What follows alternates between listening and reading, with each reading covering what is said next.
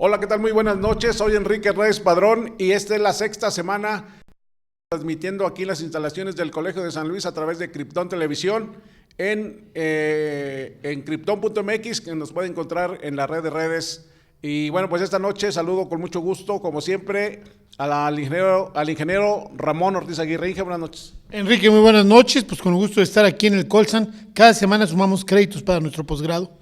Ya casi, cuando terminemos, podemos pasar a recoger nuestro diploma, ¿verdad? Y saludo también a José Luis Vidal Soto. José Luis, buenas noches.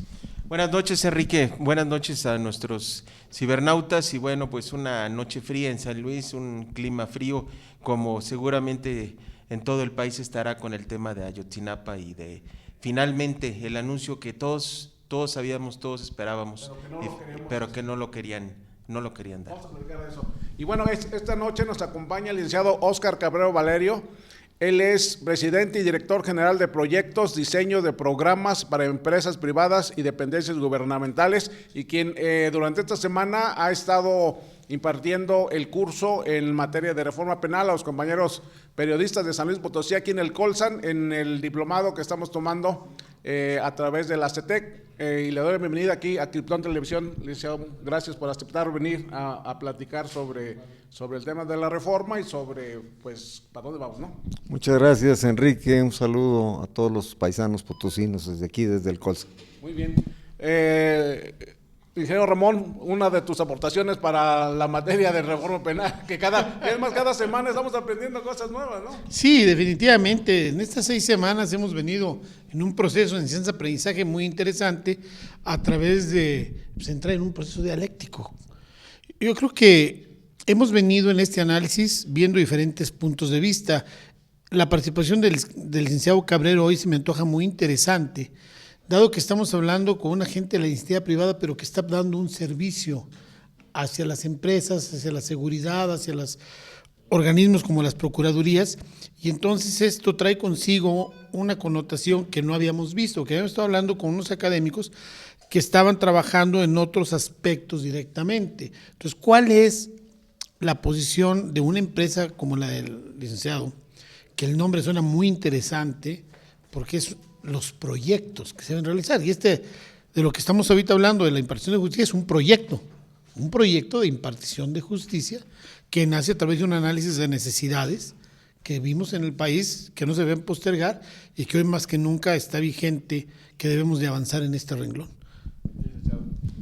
Efectivamente, de acuerdo a la reforma constitucional del 18 de junio del 2008, publicada en el Diario Oficial, ese nuevo sistema es un cambio de cultura, es un cambio de paradigma que no se había visto en nuestro país probablemente en 100 años, en los últimos 100 años, y de acuerdo con ello es un cambio totalmente en la cultura de seguridad pública y de procuración de justicia interesante. No soy omiso en manifestar que aquí se necesita del consenso de todos los ciudadanos, no solo de los operadores del nuevo sistema, sino de toda la ciudadanía. Yo he sostenido a lo largo de muchos años que no contemplo ni siquiera el combate a la delincuencia, ni el servicio de seguridad pública y de procuración de justicia sin la estrecha vinculación entre sociedad y autoridad.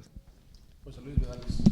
Bien, la reforma en sí es más que interesante, muy valiosa y será muy benéfica para el país. Pero el sistema político mexicano permitirá realmente que esta reforma se desenvuelva, tenga el fin, el objetivo deseado. Bueno, sí es importante destacar que esta reforma debe de traer aparejado, como ya lo he dicho, un cambio de mentalidad, un cambio de cultura, cambiarnos el chip y ponernos el chip del nuevo sistema acusatorio y adversarial. Pero en cuanto a lo que se refiere al sistema político, yo creo, y bueno, más bien estoy seguro que debemos dar un paso histórico en México, politizando los sistemas de procuración de justicia, seguridad pública, dotando a las policías y a todos los operadores del sistema de infraestructura y de equipamiento que verdaderamente sirvan. En la práctica hemos visto que no se les compra el equipo adecuado, que es a capricho a veces de los directores de adquisiciones o de recursos materiales, y que también pues deben de mejorarse los emolumentos de los policías. No podemos darle certeza en que este nuevo sistema funcione adecuadamente si no estas premisas no se cumplen. Con ello yo creo que México, y no creo, rectifico, estoy seguro que México dará un paso importante histórico al hacer todos estos cambios. Efectivamente, hemos visto que los sistemas políticos en nuestro país a veces han sido obstáculo para que algunas reformas de carácter jurídico funcionen en debida forma.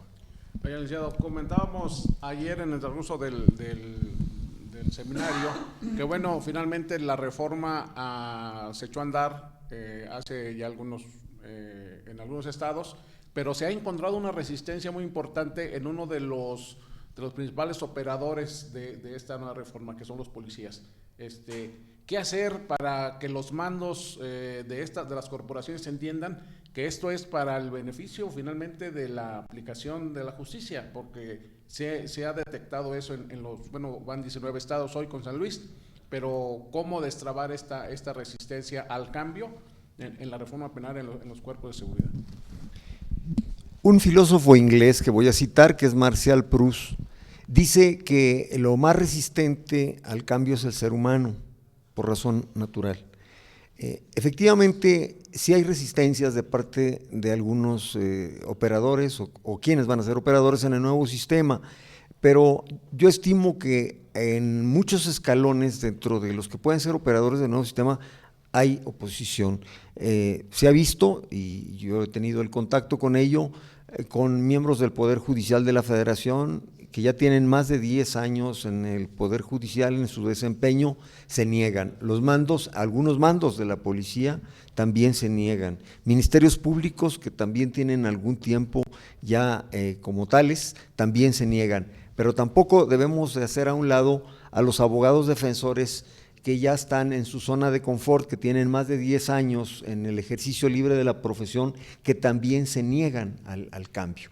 ¿Por qué? Porque en este nuevo sistema sí hay que prepararse adecuadamente. Ejemplo, una audiencia de juicio oral debe de prepararse debidamente por la teoría del caso, por la producción de las pruebas, por los interrogatorios, por los contrainterrogatorios. En el actual sistema inquisitivo, pues muchos abogados en el trayecto, en el caso del Distrito Federal, en el trayecto del centro de su despacho hacia el juzgado, al reclusorio donde está el juzgado, donde van a tener la audiencia, preparan la audiencia, preparan las preguntas o su pasante las prepara y con los nuevos sistemas digitales les pasan la información. Ahora no, tienen que prepararse bien. Incluso hay algunos abogados en la Ciudad de México, que tengo conocimiento, que tienen sus salas de simulación de audiencia de juicio oral en sus propios despachos, para simular los juicios antes llegar perfectamente bien preparados a la audiencia de juicio oral.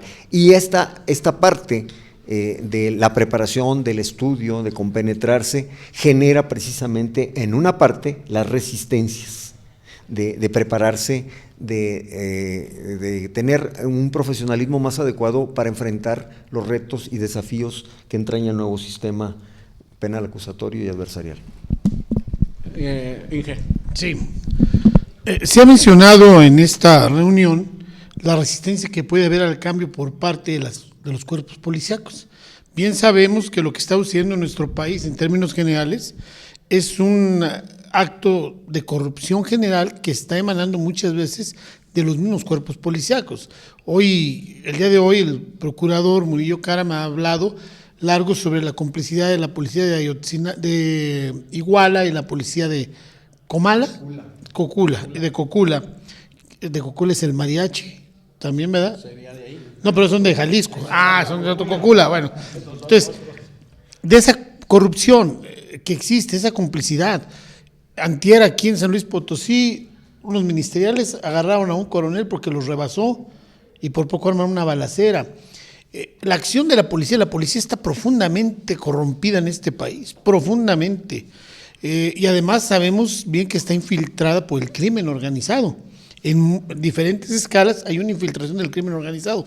Entonces allí va a haber una resistencia todavía más feroz porque no les conviene.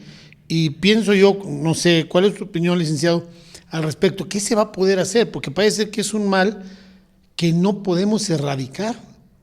Parece ser que ese mal ahí está y es un cáncer que ya hizo metástasis, que va a ser muy difícil erradicarlo. Y luego después también, al verse afectados los intereses del crimen organizado con estos nuevos procesos, ¿cómo van a intervenir? ¿Nos vamos a colombianizar en aquellos procesos que hasta los jueces tenían que andar encapuchados? ¿O a dónde vamos a ir? Bueno, aquí sí quiero puntualizar que no toda la policía es corrupta, no toda la policía está permeada del crimen organizado. Este sistema va a generar ciertas inercias en donde elementos que estorben por ellos mismos se van a ir separando. Hablo también de ministerios públicos, de peritos, de jueces, de magistrados, de policías, de mandos. Es algo que afortunadamente el propio nuevo sistema lo trae. Ellos solo se van a ir dando cuenta que no entran en el nuevo sistema, que no se pueden integrar en debida forma de acuerdo a los lineamientos de la reforma del 18 de junio del 2008. Entonces se van a ir depurando. Es un sistema que tiene sus bondades, independientemente de la desaparición del papel, de las audiencias públicas, de todos los principios que tiene de inmediación, de publicidad, etcétera, etcétera. Todos esos características que tiene y otras bondades, el principio de presunción de inocencia, se privilegia también la prevención del delito, la atención a víctimas, víctima y victimario están en un mismo estándar. En fin, ya no se busca la culpabilidad de la persona, se busca tanto la culpabilidad como la inocencia. José Luis Vidales. Sí, yo he tenido siempre la duda de en qué nivel, y he hecho esta pregunta y me gustaría hacerla nuevamente, ¿en qué nivel nos ubica esta reforma o nos va a ubicar a México esta reforma cuando esté operando al 100% en todo el país? Hablo a nivel mundial. Bueno, indudablemente que México da un paso ya con la publicación de la reforma y con la implementación de ella, que será el 18 de junio del 2016, como lo dice la vacatio legis en los artículos transitorios de la propia reforma constitucional. Evidentemente que nos va a ubicar en otro estándar jurídico en los sistemas de seguridad pública, procuración y administración de justicia. Evidentemente sí es un paso importante para nuestro país y desde luego que nos ubicarán ya en otro contexto jurídico y desde luego anoto también en el aspecto del respeto del impulso y del fomento a los derechos humanos, que también vienen contemplados, aparejado, aunque la reforma en materia de derechos humanos, la reforma constitucional en tal tema, se hizo algunos años después. Yo estimo que debió de haberse hecho en conjunto, pero la hicieron 3 años después, se publica 3 años después, pero eso no es óbice para que este nuevo sistema se permee del respeto absoluto a los derechos humanos, la atención a las víctimas, y que podamos tener un sistema de seguridad, justicia y administración de la misma apegado completamente a derecho.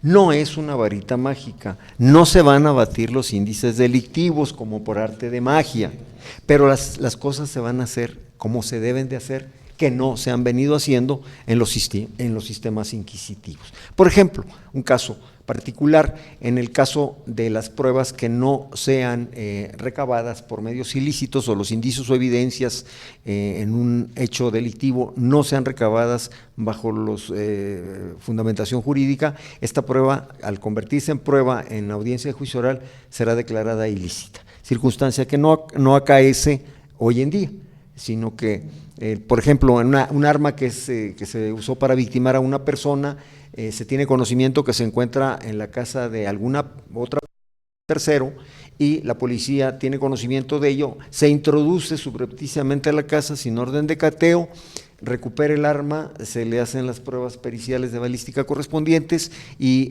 se determina que efectivamente con esa arma se privó de la vida a X. Esta arma, al quererse utilizar como prueba en contra de A en un juicio, va a carecer de toda irrelevancia por ser una prueba ilícita. Esta es dentro de las muchas bondades que yo así le llamo que genera este nuevo sistema. ¿Ocurriría igual, por ejemplo, con los casos, con el tema de la tortura? Efectivamente, bueno, ya dentro de la reforma y dentro de los códigos y de las leyes secundarias que en su momento aparezcan, efectivamente muchas declaraciones o entrevistas o interrogatorios no van a tener validez más que como lo establezca la ley de acuerdo con el nuevo sistema.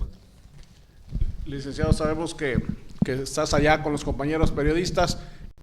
Sabemos que también San Luis Potosí acaba de empezar a entrarle a esta reforma penal, que hay un plazo fatal, que es junio del 2016. Por que nos digas tu último comentario y agradecerte a nombre de los que hacemos posible Krypton Televisión pues, que hayas venido, pero que nos dieras tu último comentario sobre este asunto de la reforma penal. Sí, gracias en primer lugar a Krypton, gracias aquí a nuestro compañero, a los compañeros que nos acompañan esta noche.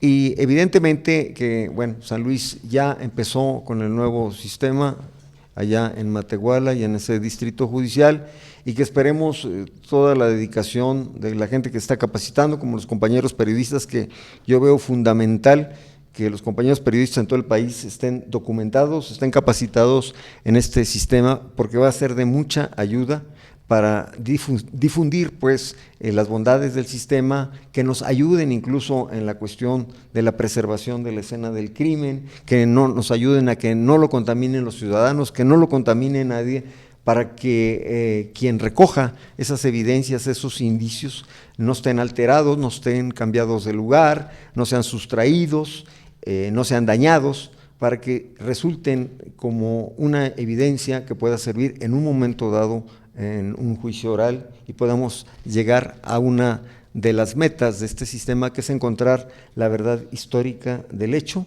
y no haya impunidad y castigar al culpable. Muy bien, pues muchas gracias. Vamos a hacer un corte. Él fue el licenciado Óscar Cabrero Valerio, que está aquí participando en la capacitación de los compañeros periodistas en el Colegio San Luis. Vamos y regresamos. Ya está por aquí el doctor David Madrigal, que nos va a presentar un libro que está ya circulando por acá. Vamos y regresamos, no se vaya, seguimos aquí en el Colsan.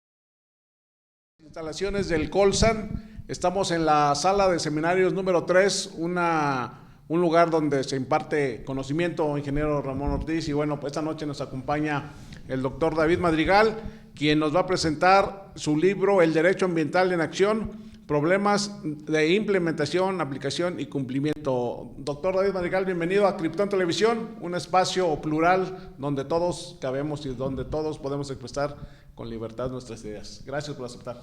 No, qué gusto estar por acá para presentar este libro, que bueno, no es propiamente mío, yo en realidad colaboro en el libro con un capítulo.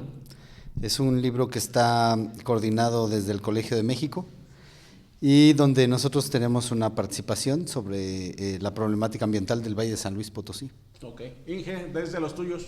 Sí, definitivamente, Enrique. Doctor, oye, pues con qué gusto tenerte con nosotros y sobre todo con la presentación de un libro de esta naturaleza, que al participar tú con uno de los capítulos, pues es un coautor, y es algo que de verdad los que nos dedicamos en materia medioambiental deberíamos de verlo más allá del aspecto técnico, porque muchos de los que hacemos estudios de impacto ambiental, investigación en laboratorio, trabajo de campo, no ponemos la dedicación, los ingenieros, los biólogos, como deberíamos de tenerlo en la cuestión del derecho ambiental. Entonces, siempre andamos adoleciendo de algunos aspectos que consecuentemente nos llevan a caer las más de las veces hasta en abusos de la autoridad ambiental, cuando presentamos algún proyecto o algo por el estilo. Desde que te vi llegar con el libro, me entusiasmó el título, El Derecho Ambiental en Acción. Es un título muy, pero muy sugerente. ¿Por qué? Porque el derecho ambiental tal vez sea una de las ramas que con mayor atraso se han desarrollado dentro de la jurisprudencia. Si tomamos en cuenta que la ecología es una ciencia de desarrollo tardío y que como ciencia apenas después de los trabajos de Ernest Haeckel parte, entonces todavía el derecho ambiental es todavía más tardío. Entonces este libro, sinceramente a mí me entusiasmó desde el título. Y yo quisiera preguntarte, nos hablas aquí de la problemática ambiental del Valle de San Luis Potosí. Sí, en mi capítulo, sí. En tu capítulo del Valle de San Luis Potosí, ¿qué opinión te merece la situación ambiental que estamos viviendo actualmente en el Valle de San Luis Potosí, pero desde el punto de vista de este derecho ambiental? Claro. O sea, puede ser muy interesante esto que nos vas a comentar. Sí, bueno, este capítulo surge a partir de un proyecto que yo estuve desarrollando durante 4 años. Es un capítulo que se hizo a partir de una investigación que realicé sobre las disputas o los conflictos que hay en torno a los recursos y a la afectación de recursos en el Valle de San Luis. Encontré que durante las últimas 3 décadas hay más de 40 conflictos socioambientales en torno a presiones, problemas, riesgos, despojos, deterioros, en fin. Y bueno, pues eso me parece muy importante porque yo en este libro lo que hago es enmarcar esa investigación muy específicamente dentro de justamente la ley ambiental emergente en San Luis Potosí. Y es un libro donde no es exactamente un recuento de leyes, esa es, me parece a mí, la virtud. No es exactamente un asunto de derecho positivo.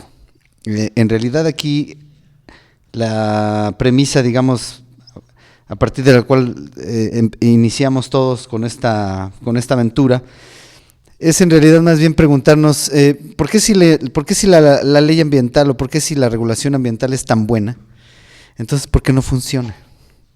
Qué interesante.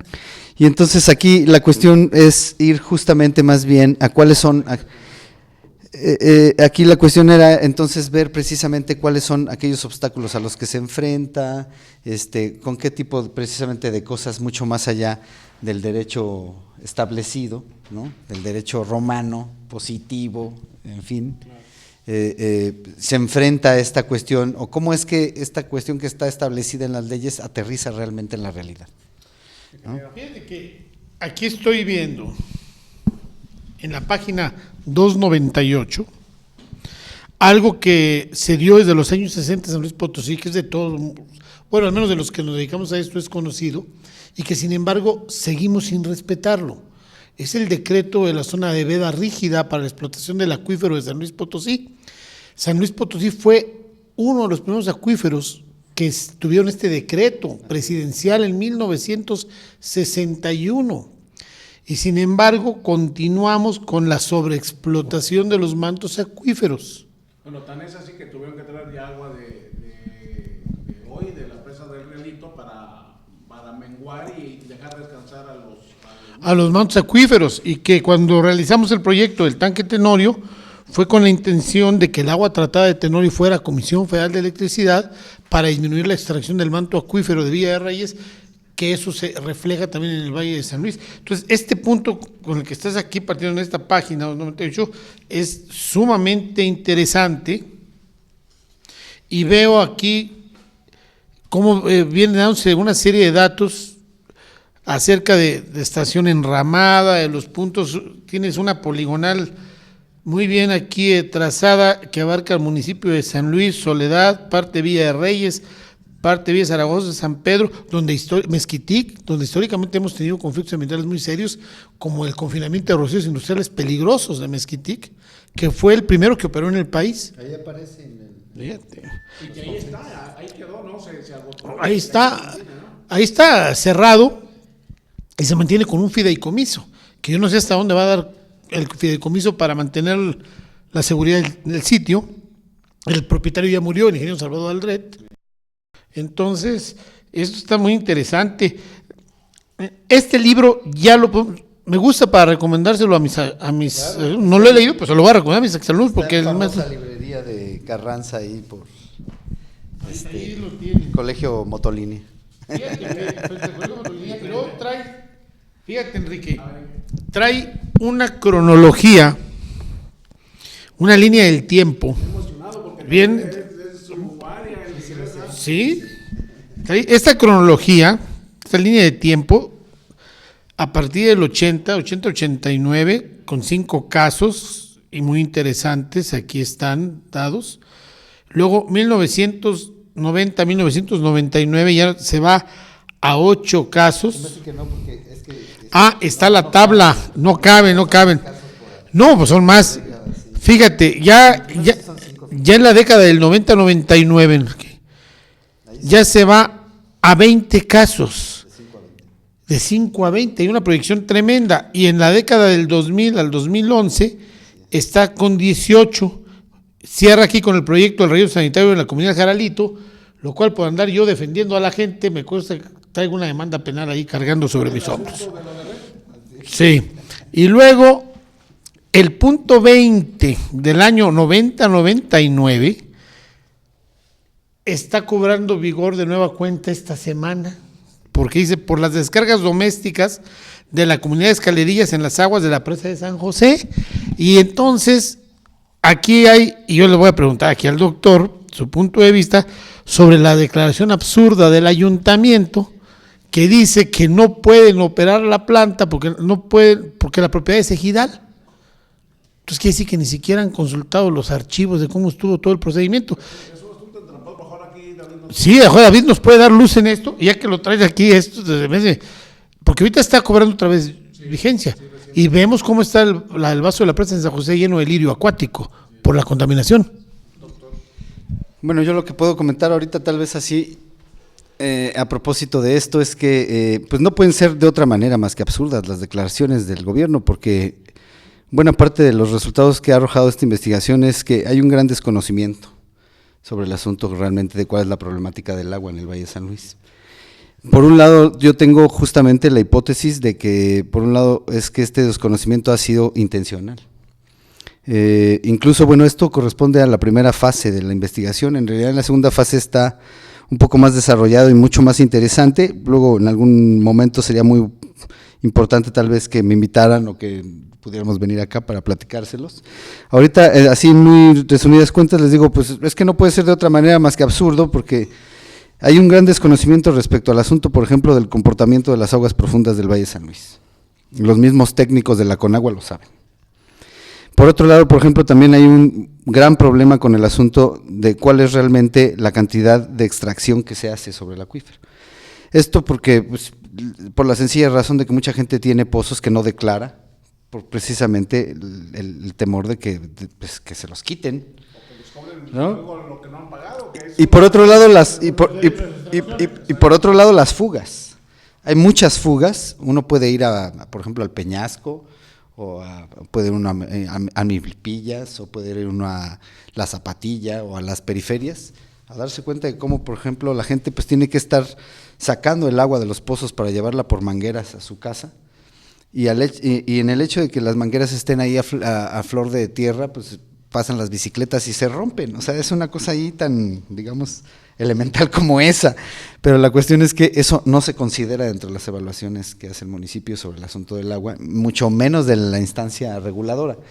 Entonces, hay un gran desconocimiento. Yo creo que aquí es una gran problemática que enfrentamos, y en buena medida la enfrentamos así como es, de cruda, porque hay una gran falta de información, hay mucha desinformación.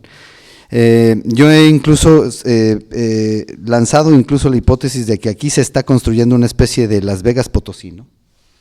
En la medida de que precisamente pues el patrón ambiental, de microclima sobre el cual precisamente se montó una cosa como el proyecto de Las Vegas, pues fue justamente la cuestión de los climas extremos, o sea, de tener un calor extremo durante el día y un frío extremo durante la noche, que hace que la gente pues prácticamente no pueda sobrevivir afuera, tenga que meterse justamente a los casinos, a los hoteles, a las plazas comerciales. Y aquí nosotros, por ejemplo, estamos viendo cómo paulatinamente están creciendo las plazas comerciales y estos tipos de espacios, y en buena medida esto está siendo posible pues porque se está favoreciendo desde la forma como se está precisamente haciendo más extrema la sequía en el Valle de San Luis, ¿no?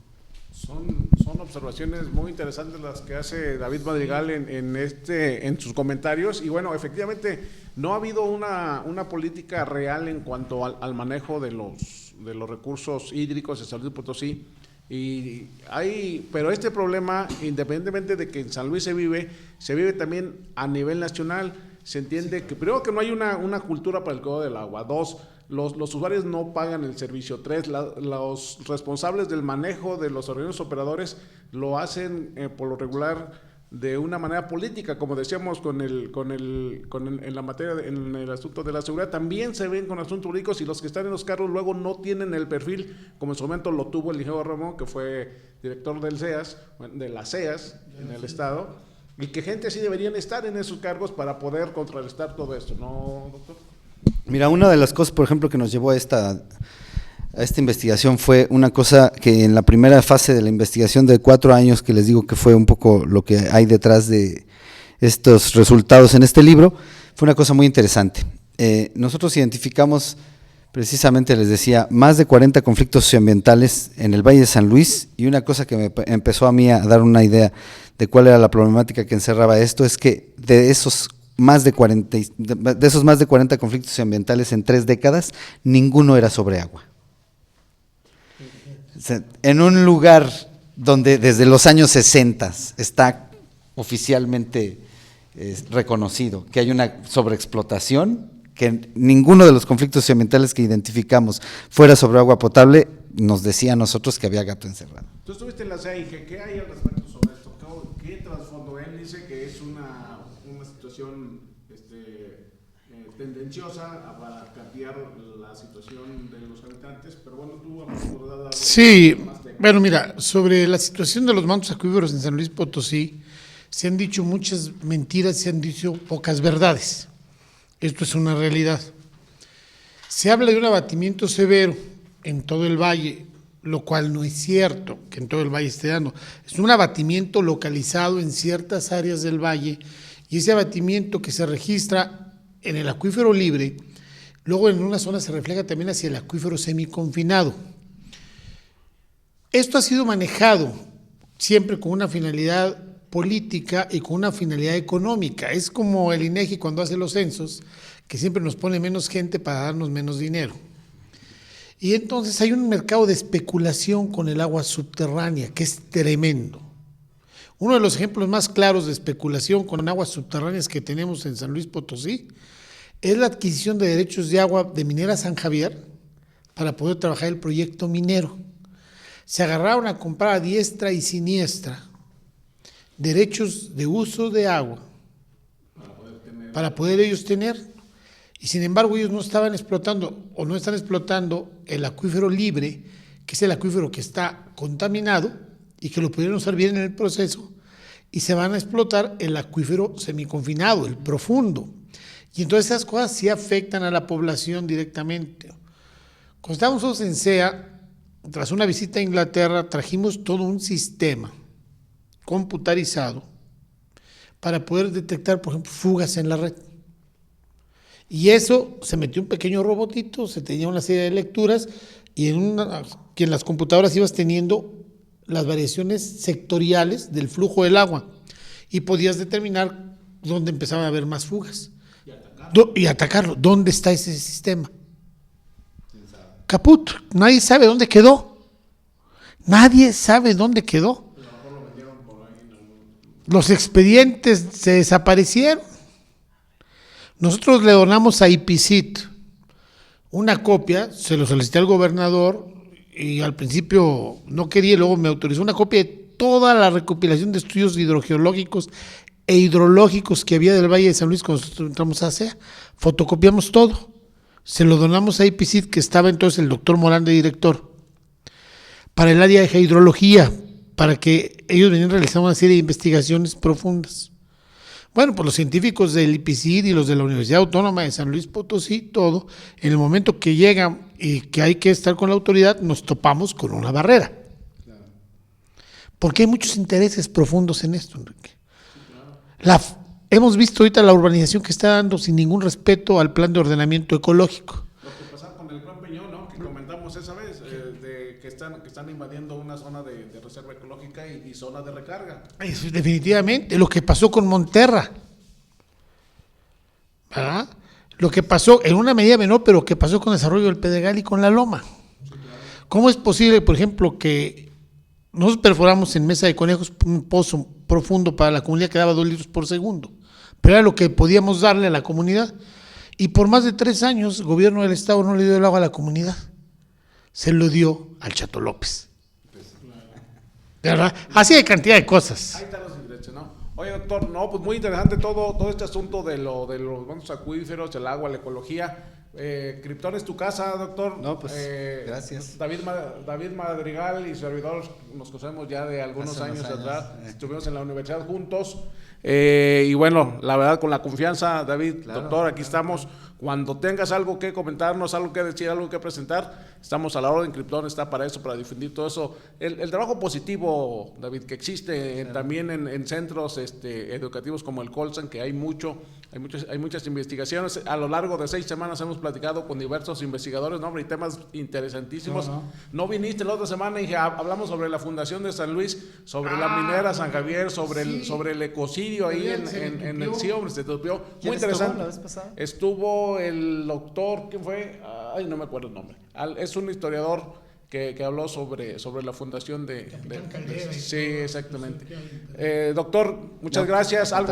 Un último comentario para esta transmisión.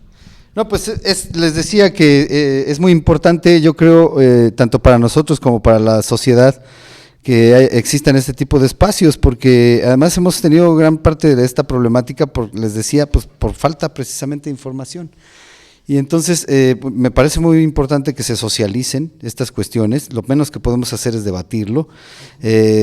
Yo solamente tal vez comentaría que, para ponerle tal vez la cereza al pastel, ¿verdad?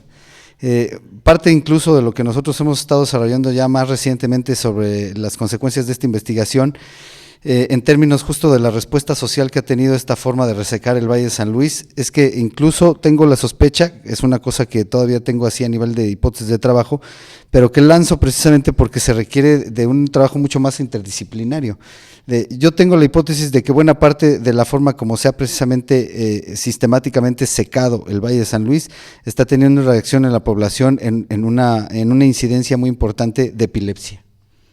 y sobre todo en la parte precisamente de Mezquitic y de Peñasco y de todos estos lugares donde recientemente se han emprendido cierto tipo de proyectos, como por ejemplo la ampliación del aeropuerto, o como por ejemplo la parte donde está el basurero municipal, o donde se construyó el libramiento poniente, y donde se están precisamente afectando los últimos lugares donde tenemos todavía agua sana, agua de manantiales, agua precisamente que viene de pozos, que todavía precisamente están ahí, vivos en la gente de esa parte precisamente del sur de Mezquitic y de esos lugares, y que son precisamente una de las únicas partes de donde nosotros tomamos todavía, o donde vienen estas recargas sanas, digamos, al Valle de San Luis, y justo en estos lugares es donde yo he encontrado que hay una incidencia muy importante en la población de problemas de epilepsia. Yo te digo, desde una hipótesis muy de trabajo y que requeriría mucho más elementos para poderla sostener, y más gente que participáramos desde otras disciplinas, pero yo lanzo esa hipótesis porque, aunque yo digo, no es que sea la verdad, pero lo que yo digo es que nadie más está lanzando una cosa así, y entonces por lo menos lo que requiere es que lo refuten. Claro, correcto. Muy bien, pues ahí está el asunto de los mantos acuíferos. David, muchas gracias. Inge, vamos a ir a un corte, regresamos con José Luis Vidales para entrarle al análisis de la agenda nacional, la agenda local, que también hay mucho de qué hablar. Ahí te la doy de cortar. Vamos y regresamos aquí a las instalaciones del Colsal, no se vayan, no te vayas, doctor. Ahorita regresamos.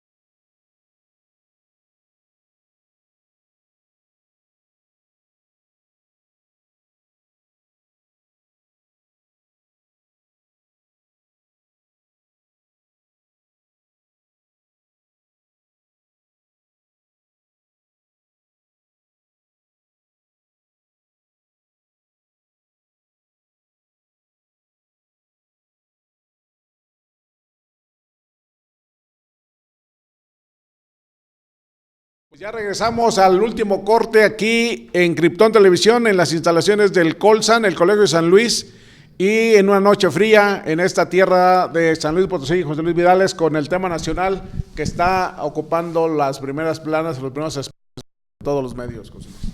Sí, finalmente lo que el padre Solalinde había manifestado hace un par de semanas quizás, en donde había señalado que los 43 normalistas desaparecidos ya estaban, habían sido asesinados, pues, y sus cuerpos habían sido quemados.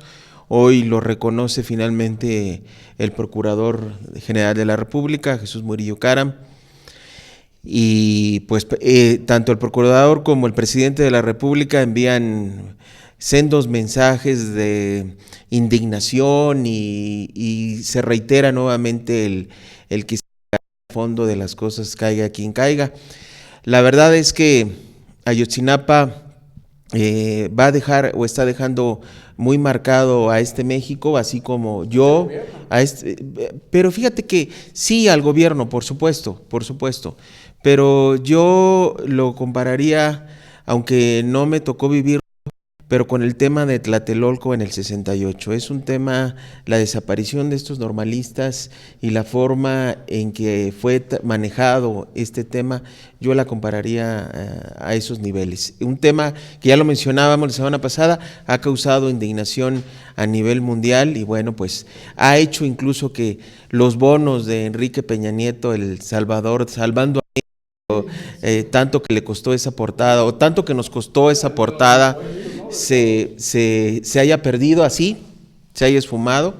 Finalmente hoy se reconoce y pues hoy es una noche triste, una noche helada en el país, en donde los padres todavía siguen exigiendo pruebas, pero finalmente es un hecho el tema de que fueron asesinados y sus restos quemados a tal grado que señalaba el procurador que incluso los dientes, cuando tocaban los dientes de los restos, se hacían polvo.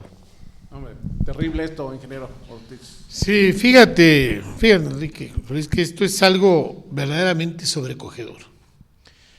Hace algunos años escuchábamos de las desapariciones forzadas en Argentina, cómo los lanzaban al mar desde los helicópteros, cómo los mataban a los jóvenes, iban a las fosas.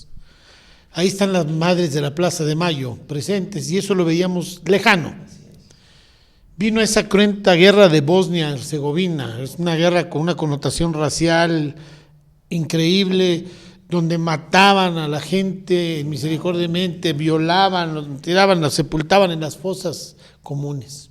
Y lo veíamos lejos. Y lo veíamos muy lejos. En la tele, en otros países. Sí, era algo lejos de lo que podía pasar en México.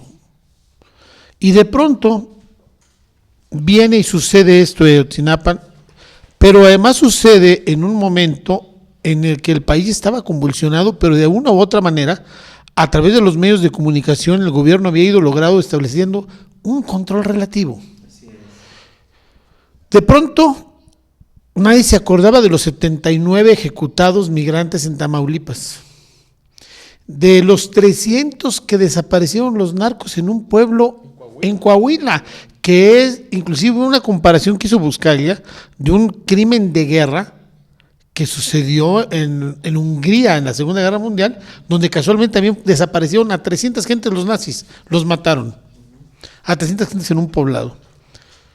Entonces, esto sacude a la conciencia nacional y a la conciencia internacional y dice, Chihuahua, espérate, no es Ayotzinapa nada más, es Tlatlaya, es Tamaulipas, es Coahuila, es Guerrero, es Nuevo León, es... Bueno, San Luis, para no... Hombre, exacto, Enrique, San Luis también. Pues aquí en esta tierra bendita... Sí, y nos ocultan muchas cosas. Entonces, un Estado fallido. Y esto es muy delicado porque el Estado mexicano, el gobierno de la República no tomó cartas en el asunto en el momento. Hoy escuchaba a Murillo Caram, dice, bueno, es que 10 días lo tuvo la Procuraduría de Guerrero y pues nosotros no podemos intervenir. Digo, qué absurdo. Estoy viendo la magnitud de un problema, tengo que intervenir. Además de una zona donde sabemos que está permeado el narco por todos lados. El narco y la inconformidad. inseguridad y el malestar social. Sí. O sea, Es una declaración absurda. Como absurda es la declaración del presidente de la República de que voy a recortar un poquito mi gira a China y a Australia. O sea, se fue. O sea, Se va. Pero ya dijo que ya van a ser menos días. Sí, que van a ser menos días. Y eso no es una respuesta. El presidente de la República estaba obligado a... se va a China, no se va a China. Sí, no. Va a China y a Australia. Se va a la gira. No, y bueno, hasta el día de la fecha, Enrique Peña Nieto no ha ido a Guerrero directamente igual. No, que va, lo van a linchar. Pero era una obligación, Enrique, con toda la seguridad. Hoy Murillo estuvo primero con los padres de los muchachos en la pista aérea de Chilpancingo, en un hangar donde colocaron arcos para detectar armas, revisando gente del ejército, a los padres de familia, etcétera. Y luego la respuesta que les dio ayer, ¿no? Lo que les dijo a los padres de familia. Que ya no hay en la puerta. No hay en la puerta. Y una cosa va con otra. Y mira, o sea, si sabían de los actos de corrupción, por ejemplo, en Michoacán, no, pues lo sacan ayer porque saben que viene la declaración. Bájale tantito diciendo que la secretaria de Finanzas de René Godoy, pues ahora va a estar en la cárcel y que el otro funcionario que también hizo cosas ilícitas va a ir a dar a la cárcel.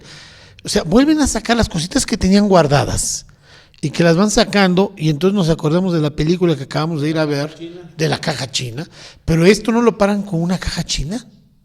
No. Esto ha adquirido una dimensión tremenda.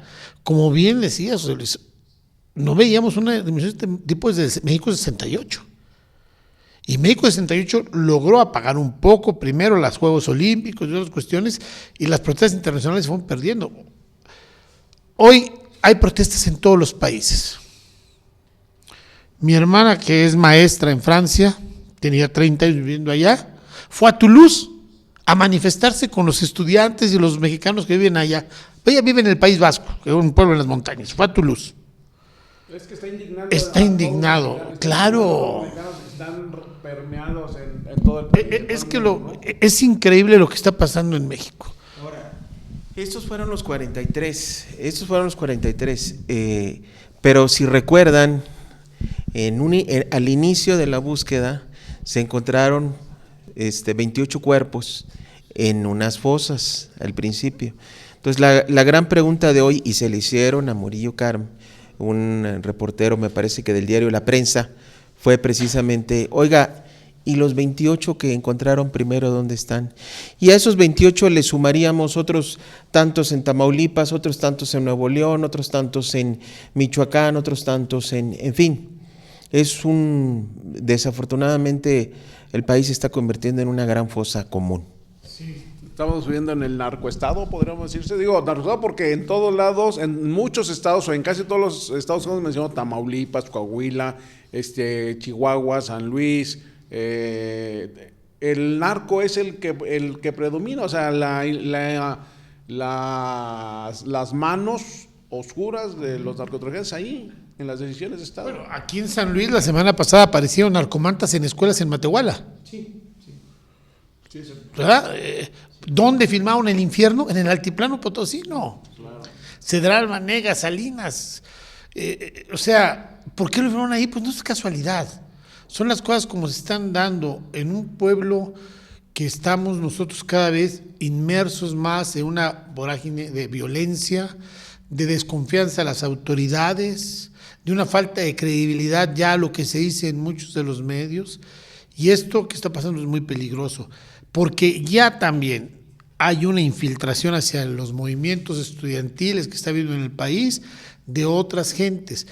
El Metrobús que quemaron en Ciudad Universitaria, esos no son los universitarios, son infiltrados. Actos de provocación. Bueno, pues ahí está el tema nacional, hay temas locales, José Luis, y no sé si tengas la lista de los inscritos o la dejamos para la próxima semana. Si quieres la ponemos en la próxima semana. La próxima semana, ya que esté lista. En el tema de los inscritos en el proceso interno del Partido Acción Nacional, para hacerlo saber a nuestros amigos. Y en el tema del PRI, bueno, pues están estrenando delegado, hoy estrenan, hoy están de estreno.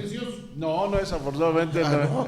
Imagínate, yo creo que la que nos iba. Hay muchos. El Gober precioso y el Presi precioso. Ándale, güey, todo bien. Oye, me has dado porque Luis está nervioso porque dice que está esperando a que pagues tu apuesta. Yo soy hombre de palabra. La semana pasada no pude venir, desafortunadamente, pero aquí está la apuesta de ese juego desastroso del San Luis que perdieron en el último momento. Y que lo que apostamos, no puede entrar a un recinto de este nivel académico. No, porque se les antojaría a los investigadores. Sí, entonces imagínate. Bueno, ya nos vamos. Gracias por acompañarnos en Krypton Televisión. Nos vemos aquí la próxima semana en el último programa de esta serie de Krypton en el Colegio San Luis. Agradecidísimos con los directivos.